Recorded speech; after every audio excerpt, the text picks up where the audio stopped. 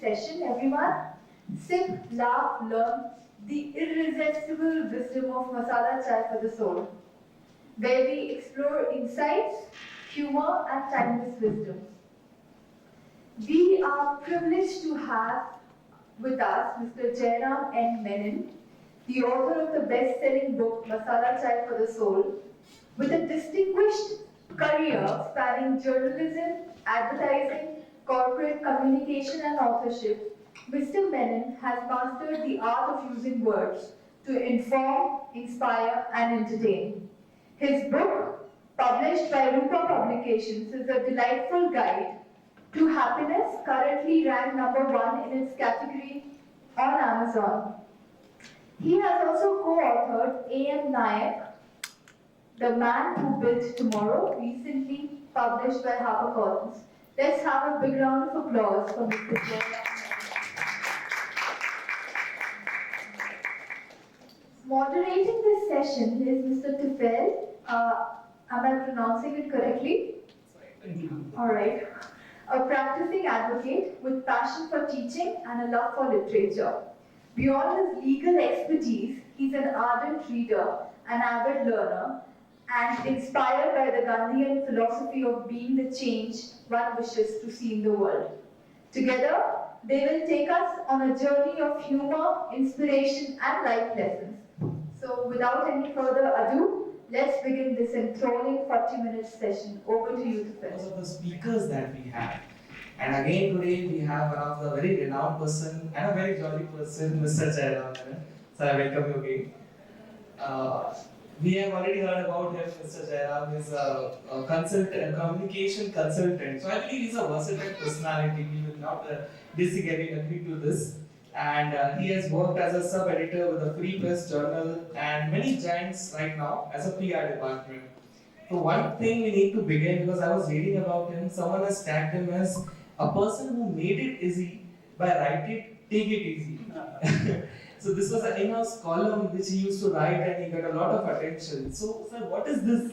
Please tell us about this Take It Easy. How do we take it easy? Okay. Hi all of you.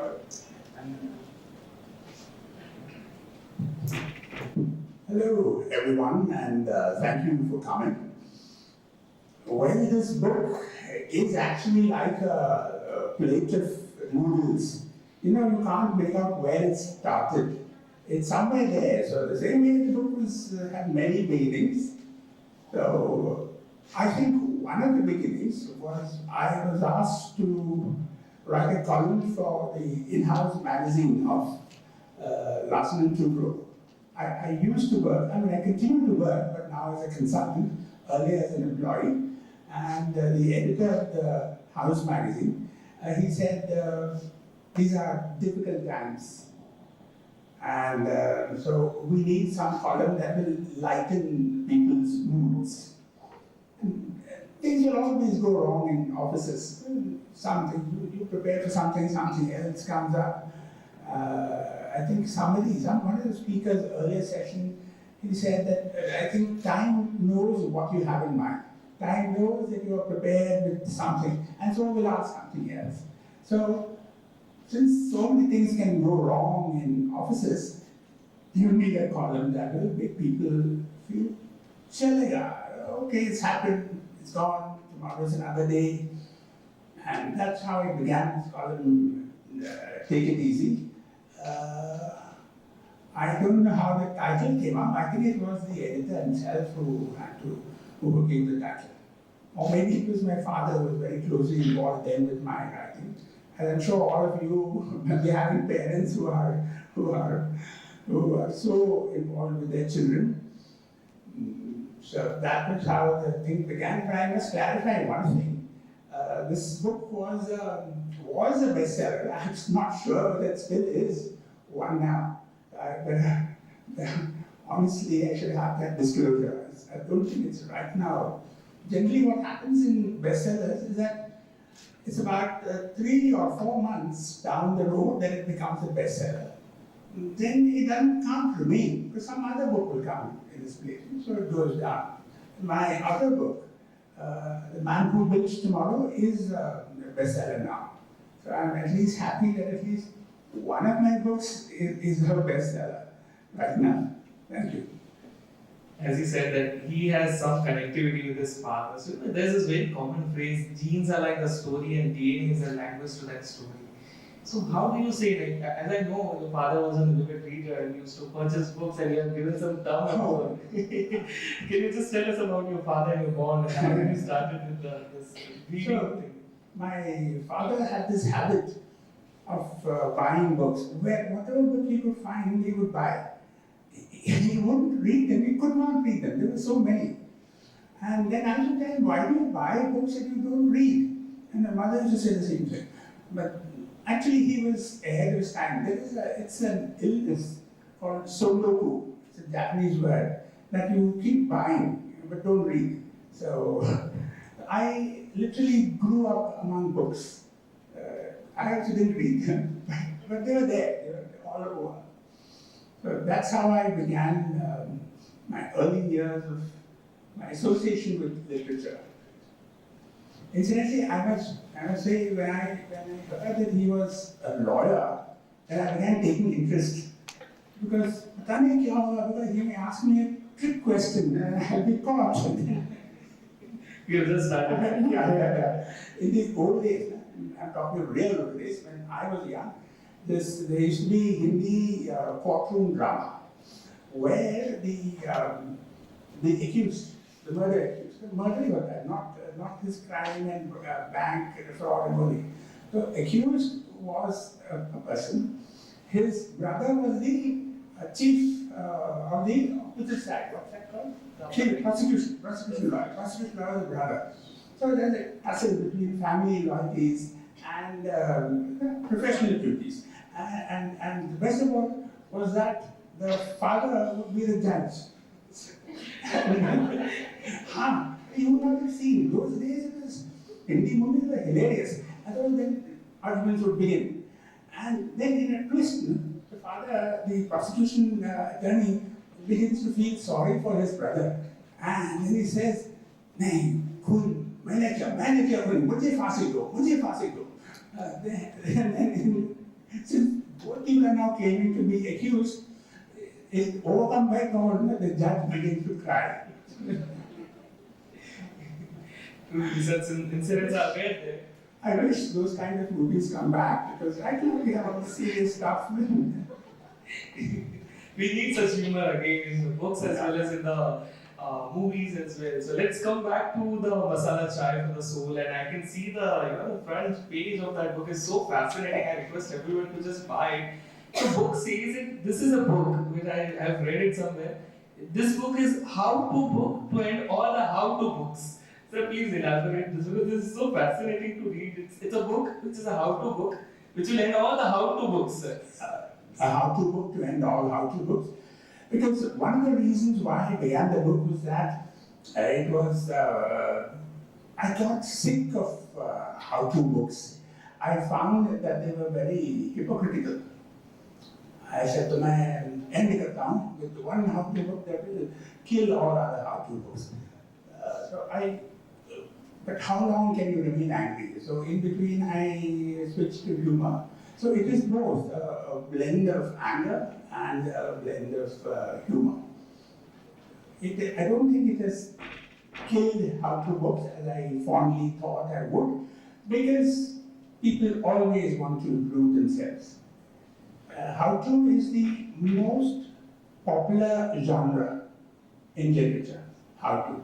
Because everybody wants to do something to better themselves. So this book is not going to kill it, but I'm sure if you buy it, you're going to enjoy reading it. And it takes courage to end the other how-to books. At least aspire to do that. Yes, absolutely. So, but sir, when I was at the thus you only said that you have blended humor with the anger as well. Nothing comes naturally to me. It is like between the lines there is always a bit of humor.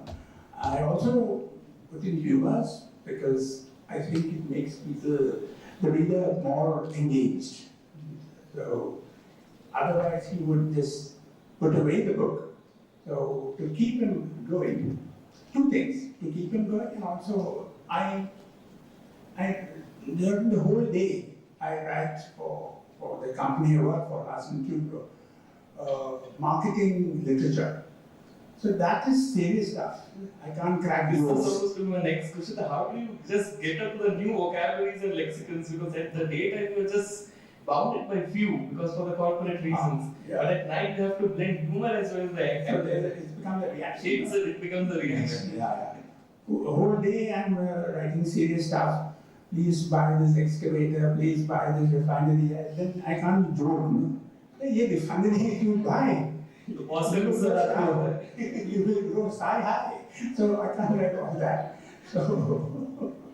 So after 8, then I let my hair down and speak my normal language. And that normal language is somewhat like yours. It's in the books right now.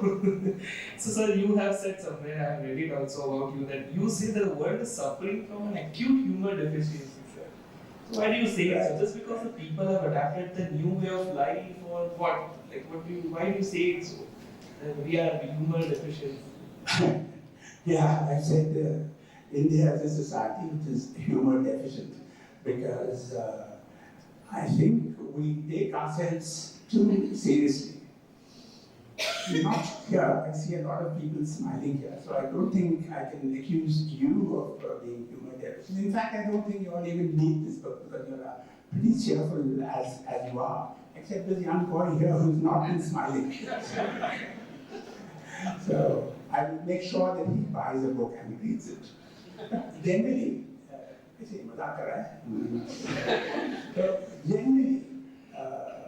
we take ourselves and our lives too seriously. I don't know the reason. Probably it's to do with the uncertainties of our lives. In the West, a lot of things are taken care of. There is less of uncertainty, less of doubt whether things will come out. And when you get up in the morning, you don't get up and start laughing. You know there's a work to be done. Laughter club. That's a decent innovation. You know there is work to be done. You have to take care of the family. So many things. So humor is generally pushed out of the things that you could do. That's why we've become serious, but I think now we're not in that precarious position. We're fairly secure and we can laugh. But also, we are a nation of extremes. Either this side or that side. Very few are people who are in between, who see the middle ground and stay on the middle ground. Even the previous speaker whom I just heard, Gupta, I think. Akshat Gupta. Yeah, he was saying, you got to be this way, that we can't be in between. I'm wondering why. You don't have to see everything in black and white. There's a wealth of information in gray. So it's not that is right or this is right, both could be right.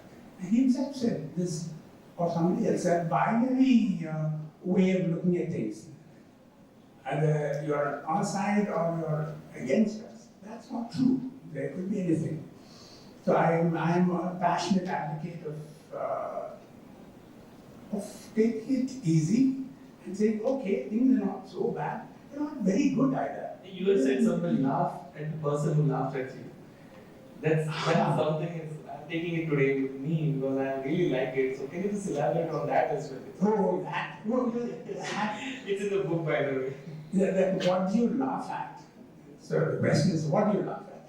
And I've written the book, but I won't bring them all out to you because you will stop laughing. You can laugh at the twists and turns that life takes. Laugh because you could be down one day and plunge further the next day. So when you're there, laugh because the next day will be even worse. Laugh because life is not a game, it's a circus. And the world is not round nor flat, it is obtuse. Obtuse, difficult to understand. It's difficult to understand you. Laugh at masks, the one you don't see. Not the COVID masks. You can't laugh at them, laugh at of masks. Laugh at humbug, fasten off as profundity. Laugh at relationships that are prey to circumstances. Laugh at statements of belief that are part pretense, part PR. Any of you are working in a corporate? Yeah. Oh, good. So you must be knowing about the vision statements that all companies come out with. You take out you mask the company name, it could go to anything. There is one chapter here is on vision statements. Yeah, on this one. How, I think it's a recipe. It's a recipe on how to write vision statements, how to cook up vision statements. Then it goes on, a laugh at self-centeredness that is all-consuming, laugh at principles that succumb so readily to opportunity, laugh at the scheming and conniving which occupy the better part of our days, laugh at the earnestness with which we deceive ourselves, laugh at the hypocrisies that we have internalized, laugh at timidity masquerading as virtue. And finally, one more thing is laugh at the truth that is fed to us and at the fakery we consume. Laugh at your accomplishments as much as your inadequacies. Laugh at those who laugh at you, and most of all, whatever the circumstances, don't forget to laugh at yourself. So those are the many, many things that you can laugh at. What a beautiful piece. Can you have a huge round of applause? So why do you think there is a need to alarm and just alert the leaders and politicians, the celebrities, to recognize this word as humor? Because as you said, we are deficient. We are not. The society. This room is not, but the society we are. So, and politicians are they're so serious. I've never met a politician who is relaxed and can take things easy. So I guess it is the fact that they've got to win elections, they've got to organize their campaigns. So there is just no time for them to sit back and have a good laugh. There are politicians now and again who crack jokes, but they are slightly cruel jokes. They're jokes against their opponents, never a joke against themselves. So I think if the politicians show the way, a lot of society could be improved. And we all agree to that thing, I guess, because we need to bring this word humor in our life and day-to-day life. Yeah. And I believe we all have been influenced by the people. One such person here with us as well. So, and today is the right day because now we have a brand new ministers coming in. Yes. Certainly, sir. So, let's come back to the book only. So, yes, are there any real life inspirations behind the anecdotes and characters in the book? Like which any anecdote you'd like to share with us? Like you have directly put it, not just angry or pettiness of your boss into that book, but any other thing that you'd like to share with us? So much of this book has been influenced by the reading I've done, not by the experience, which is also there. But have you all read P.G. Wodehouse? Yes. Yeah, some of you have read P.G. Wodehouse. He belongs to a slightly earlier generation. So I guess the younger crowd may not have read it. But those who have read Wodehouse and those who read this book say there's the similarities and the imitation is quite obvious. I take it as a compliment. Otherwise, if you look at around in the world, you see a lot of the possibilities of humor. Any place you go to, even in this place here, where you all come and meet, and somebody comes and talks, and all say, oh, how good, and all that. So the kind of mild hypocrisy, that is actually essential, because otherwise sometimes Without it, probably society may collapse. So it's like lubricant, like some lubricant. You need the hypocrisy to keep the world going. But it doesn't mean you cannot laugh. You can laugh at all of it. So I think it was a Greek philosopher who said that life is a tragedy for those who feel and a comedy for those who think. You're just thinking, this is very horrible. You have, well, politicians are the best example. They say one thing and you see them doing quite another. They talk about Gandhiji and you see nothing of Gandhiji anywhere in their lives. Incidentally, I must say, Gandhiji was a great humorist himself. Which not many people know because we don't look at it from that angle. We are so concerned that there's ahimsa and non-violence and all that. But he is a tremendous humor guy in his personal life, in the way he dealt with people. So, to give you an example, I think there's a writer, an American writer called Pearl Buck, who said that she has experienced a lot of humor of Gandhiji. So to give you one example, when he went to visit the King of England, he wore his normal dhoti and veshti. So he was asked by a British journalist, do you think it's right for you to go and see the King of England with just these clothes? So Gandhiji said, well, the king had enough for both of us. So he had a remarkable sense of humor. Unfortunately, Gandhiji's followers have not had that trait. I'm not advocating not being raising a banner for Gandhiji. He had his faults. He had many faults. Like all of us have faults. It's impossible to make a perfect person. We're not perfect beings. We are human beings. So it's impossible to say Gandhiji was always right. He was wrong many times. I think there's a book by the historian Sampat, he's from Bangalore too. He has said that Gandhiji, we don't know, but he fought with all his associates. He disagreed with all of them. Not perfect, he made mistakes, he made so many terrible mistakes. We all cannot be perfect. There cannot be any human of perfect definition. Yeah, no. So in fact, when have you seen the film Gandhiji? Gandhi, the film? Richard Attenborough. So when they had to take permission.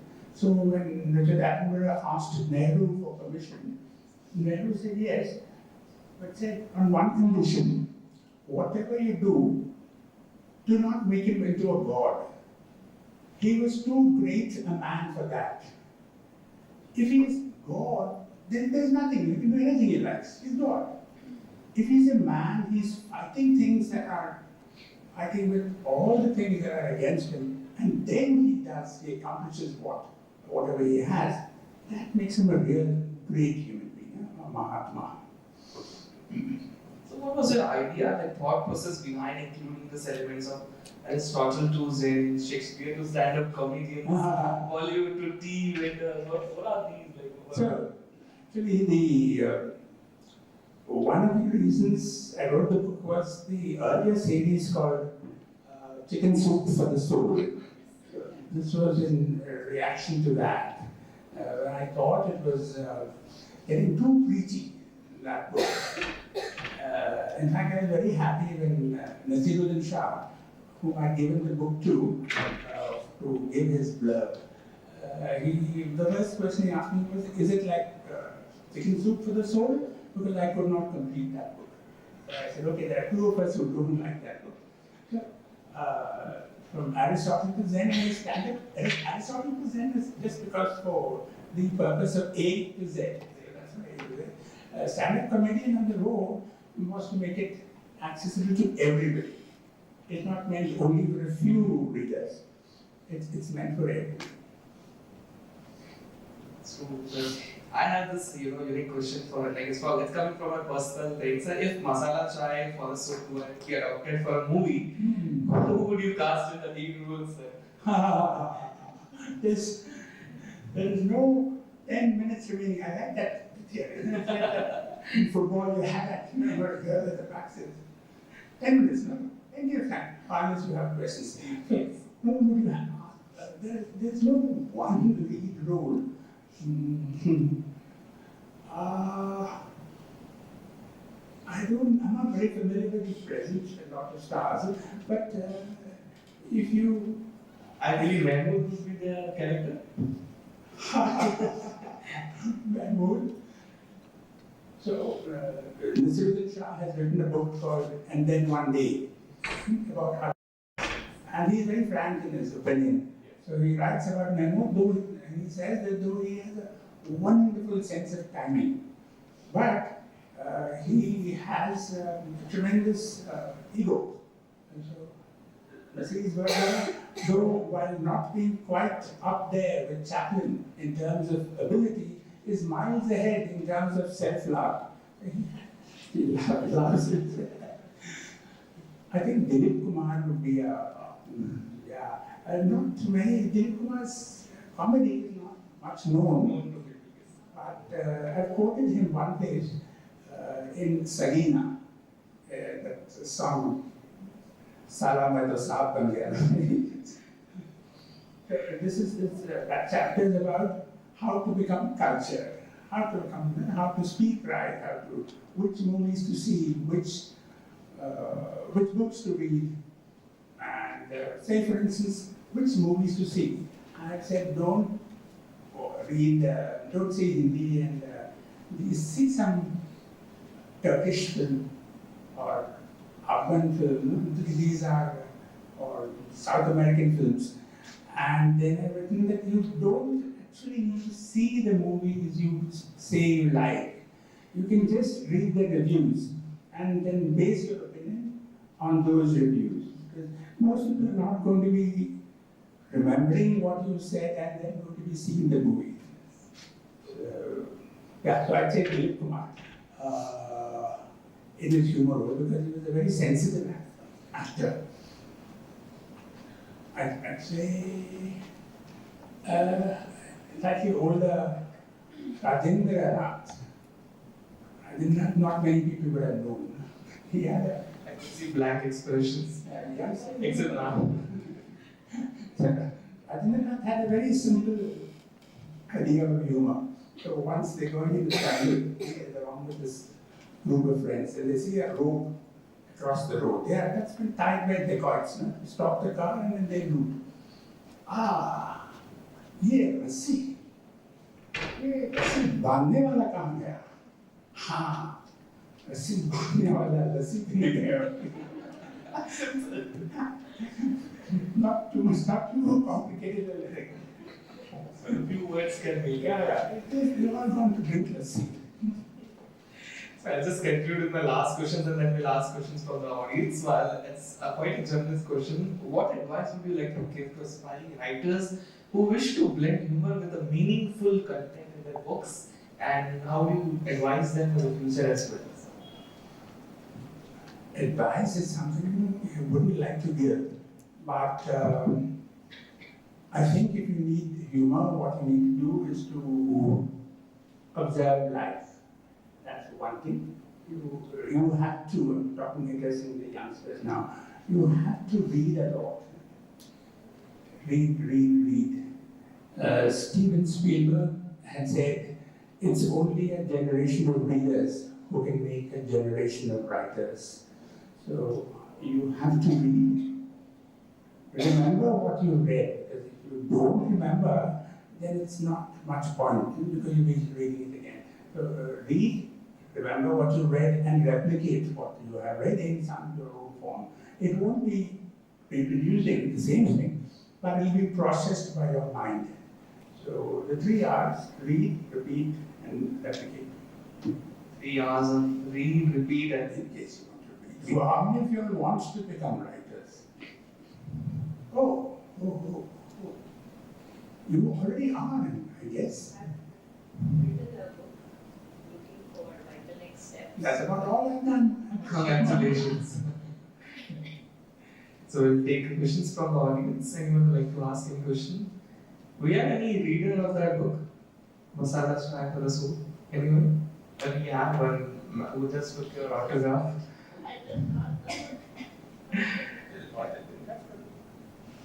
Any questions? Sir, your favorite joke?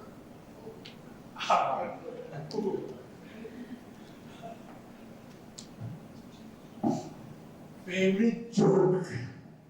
Oh gosh, now I don't remember anything.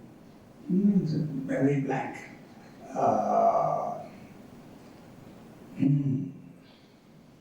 You know, I can't think of it. There are children here, there are grown-ups.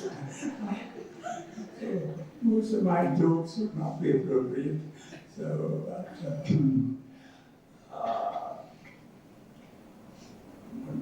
okay. There's this Indian who thinks he's very good in chess, you know, because we are, as a nation, we are doing very well in chess. But I'm talking of a time that was maybe 15 years ago, when we were doing well, not as good as we are doing now.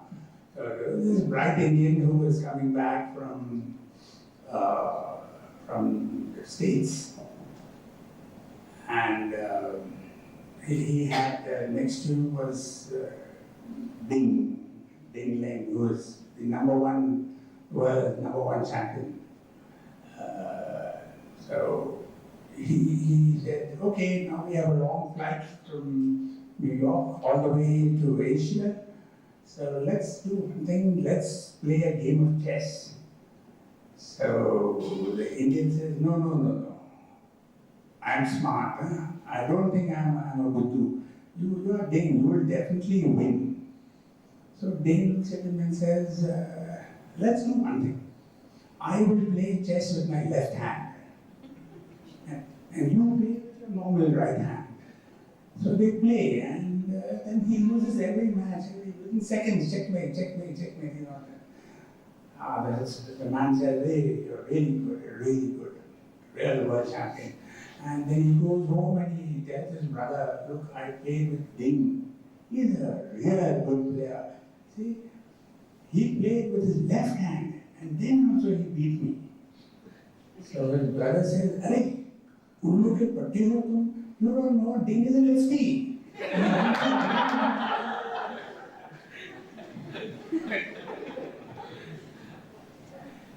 Wonderful. Anyone? Yes, sir. We'll take ma'am and then you, please. Yeah. Please. Yeah, sir. Thank you for the wonderful session. So, I'm at a stage in my life where some of our generation is coming up, down from the hangover of success and productivity and all the kind of things sold to us, right, during our educational years. And I've seen this being serious is like something, like an indoctrination process almost kind of. So do you think people who are humorous are like favored or difficult to control? Like, why is this seriousness so kind of indoctrinated in us, Like, when you get to know a little bit about life, you're like, take it easy. Like, this is a very genuine, like almost a philosophical thing. But why in the beginning it is like all serious and be graceful and be this and that? And So there are two things. One is, I'll begin with the quote by Rajneesh. Osho Rajneesh. He says, seriousness is a disease. And the second part is, it's masala chai. So it is supposed to be taken in small quantities, and it's only for refreshment. It's not masala, it's not thali. It's not the thali for the soul. You can't expect totally everything you want from life through get through you. That will not be possible. That will be too much. So you'll have to take it with a bit of salt. occasionally one shouldn't get too serious or too funny that you become totally irresponsible. In that sense, the Buddha, he had the golden rule of medium, not too pious, not too frivolous and corrupt. Follow the golden mean. So I think you need to use humor to help to get to the golden mean. Unfortunately, Buddha's teachings have become, for very many reasons, quite corrupted. And since he didn't say that there's a God, then Buddha himself became a God, because this is a travesty of his teachings. He said that there is no God. But that's what happened. We need a God.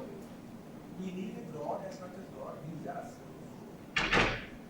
So, in this continuation, when you started with and you said that after my office, in the late evening, then I have that, and then this masala chai is going to be a refreshment required. Say some 3 hours, 4 hours, or something like that. When we have entire day and exhausted one, with all those corporate teas and all, and the evening, that kind of balance, the way this question she asked, you gave an example of the Buddhist that would say that to have one balance. So this balance, how to get it in human, because in the evening every there is a gap, and how to catch that balance and hold it up for something which is not at the season where when she is saying that there are so many developments which are not being appreciated by social life. How to catch that balance? It requires effort and it requires practice. It's not going to be easy. It looks a little easy in the book, but in real life, to practice it, you need to work at it. All of your accomplishments wouldn't be yours unless there is some amount of practice.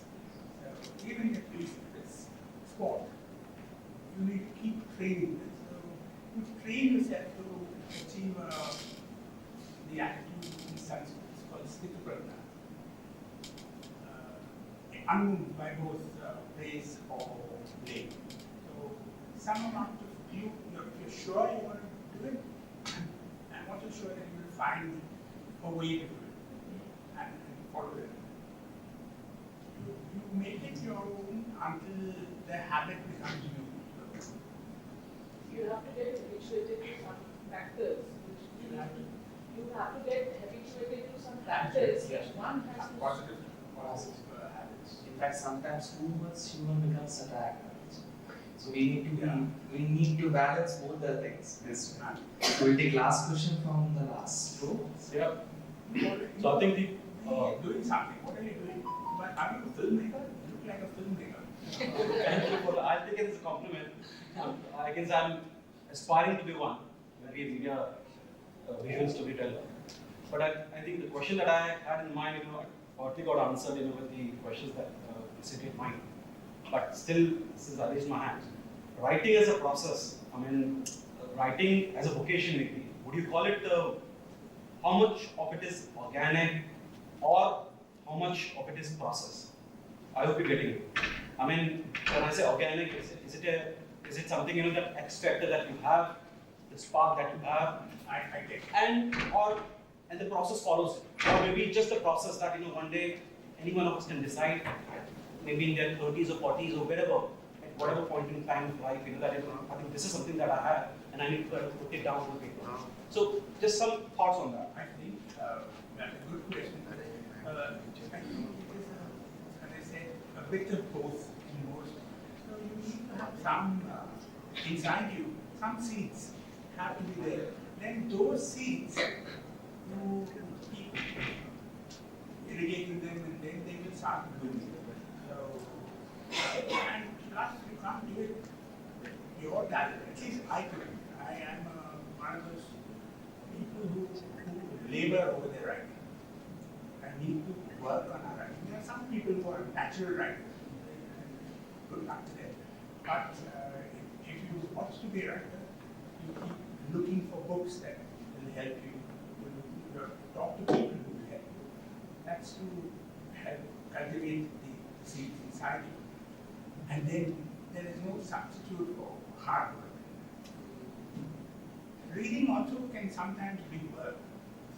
You have to critique, you have to do hard work. And then when you write, that won't follow immediately. But then when you write, people may think it's natural, they think you write very fast. But it's not just the process of keying things in. The kitchen has worked on what you've done much earlier and for much longer time. Then the process of actually coming up with what you have in mind, that becomes easier. Thank you. So have I answered the question? You need to do a bit of both. And again, like I'll also conclude by saying that I'm taking it with me that observation play a very important role when it comes to writing or when it comes to filming, whatever it may be. Because throughout the day we are very much busy, used to with our daily routine. But when we observe in that routine only what is happening, like I used to play in the court sometimes, being very frank with you all, I used to just mute my ears and I just used to observe people what they are doing with their actions. It makes my day. It becomes very, like what we comic and it becomes very humorous to that moment as well. So wonderful session. Thank you so much, sir, and thank you so much to everyone. Very. A small comment. Pula Deshpande is the biggest person who can teach you that you have a humor by observing in normal life. If anybody has read Pula, he's the biggest example. Legendary. Absolutely. व्यक्ति आणि वर्ती. सिर्फ observe everyone and came on. I put it full, I think I put it full. Thank you so much.